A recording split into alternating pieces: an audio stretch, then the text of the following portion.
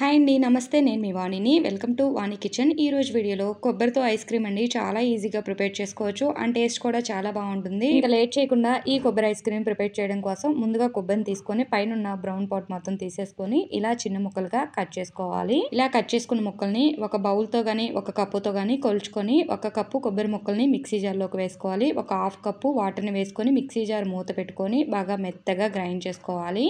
మనకి కొబ్బరి అనేది అస్సలు బరగ్గా ఉండకూడదండి. ఇలా వీడియోలో చూపించిన విధంగా బాగా మెత్తగా ఉండాలి. ఒక 4 నుంచి 5 నిమిషాలు ఇలా మెత్తగా గ్రైండ్ చేసుకోవాలి. ఇలా గ్రైండ్ చేసుకున్న కొబ్బరిని పక్కన పెట్టేసుకొని నెక్స్ట్ స్టవ్ మీద ఒక ప్యాన్ పెట్టుకొని అందులోకి 1 కప్పు పాలను వేసుకోవాలి. మంటని మీడియం ఫ్లేమ్లో పెట్టుకొని ఈ పాలని కలుపుకుంటూ మరిగించుకోవాలి. ఈ పాలు మరిగే లోపల వేరే బౌల్ తీసుకొని అందులోకి 2 స్పూన్ల కార్న్ ఫ్లోర్ని వేసుకోవాలి.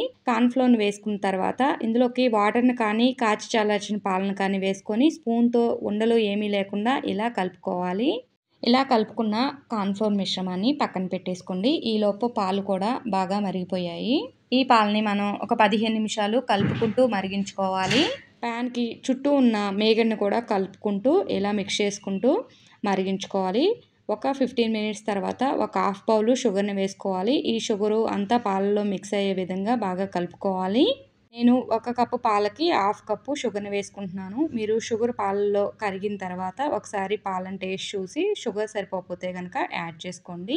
షుగర్ కూడా కరిగిపోయిన తర్వాత మనం కలుపుకొని పక్కన పెట్టుకున్న ఈ కార్న్ఫ్లోర్ మిశ్రమాన్ని గరిటెతో కలుపుకుంటూ వేసుకోవాలి. మనం గరిటెతో కలపకుండా కార్న్ఫ్లోర్ మిశ్రమాన్ని డైరెక్ట్గా పాలలో వేసుకున్నట్లయితే గడ్డలుగా కడుతుందండి. అందుకోసం ఇలా గరిటెతో కలుపుకుంటూ కార్న్ఫ్లోర్ మిశ్రమాన్ని వేసుకొని ఇది మొత్తం చిక్కపడేంత వరకు కలుపుకుంటూ ఇంకొక 10 మినిట్స్ కుక్ చేసుకోవాలి.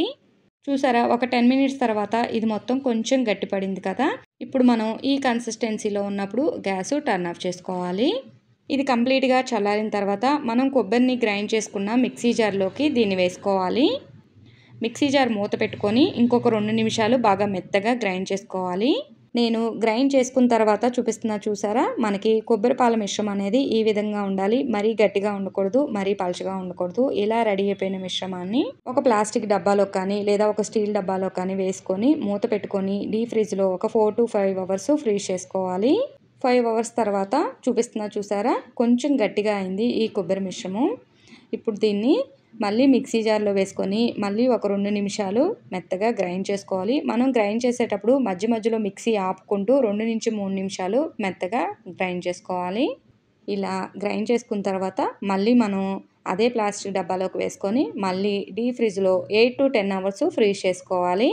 ఇందులోకి సన్నగా కట్ చేసుకున్న జీడిపప్పు, బాదం పప్పుని వేసుకొని ఒకసారి కలుపుకొని మూత పెట్టుకొని డీప్ ఫ్రిడ్జ్లో ఫ్రీజ్ చేసుకోవాలి. ఒక 10 అవర్స్ తర్వాత చూపిస్తున్నా చూసారా, కొబ్బరి ఐస్ క్రీమ్ రెడీ అయిపోయింది. ఇలా రెడీ అయిపోయిన ఐస్ క్రీమ్ని ఒక బౌల్లోకి సర్వ్ చేసుకొని చల్లగా ఈ సమ్మర్లో ఎంజాయ్ చేసుకుంటూ తినేయడమే. అంతే అండి. ఈ కొబ్బరి ఐస్ క్రీమ్ని ప్రిపేర్ చేయడం చాలా ఈజీ కదా. మీరు కూడా తప్పకుండా ట్రై చేసి ఎలా వచ్చిందో కామెంట్ చేయడం మాత్రం అస్సలు మర్చిపోకండి. ఈ వీడియో నచ్చితే ప్లీజ్ లైక్ చేయండి. మరిన్ని మంచి వీడియోల కోసం నా ఛానల్ని సబ్స్క్రైబ్ చేసుకోండి. Thank you for watching. మరొక మంచి వీడియోతో మళ్ళీ కలుద్దాం.